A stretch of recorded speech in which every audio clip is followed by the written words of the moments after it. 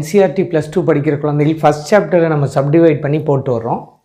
அதில் எலக்ட்ரிக் ஃப்ளக்ஸுங்கிற சாப்டரை எப்படி ஹேண்டில் பண்ணணும், அதுக்கான ப்ராப்ளம்ஸ் அதை மொத்தமாக இன்றைக்கி நம்ம பார்த்துடலாம். சரியா, ஒரே வீடியோ தான், கம்ப்ளீட்டாக முடிச்சிடலாம்.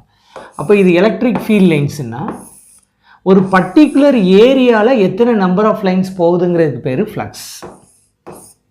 அதை அப்போ எப்படி கண்டுபிடிக்கலாம்? இது ஃபீல்டு வெக்டார், இது ஏரியானா இதை ஏரியா வெக்டாராக மாற்றணும். அப்போ இதுக்கு ஒரு நார்மல் வரையணும், இந்த இடம் தான் கவனிக்கணும். அப்போ நார்மலோட ஃபீல்டு ஏற்படுத்தக்கூடிய ஆங்கிள் தான் இங்கே டீட்டா. இப்போ integration over close surface EDS காஸ் டீட்டான்னு நீங்கள் எடுத்துக்கிட்டிங்கன்னா ஃபீல்டுக்கும் ஏரியா வெக்டாருக்குமான ஆங்கிளை தான் நீங்கள் கன்சிடர் பண்ணணும். சரிங்களா?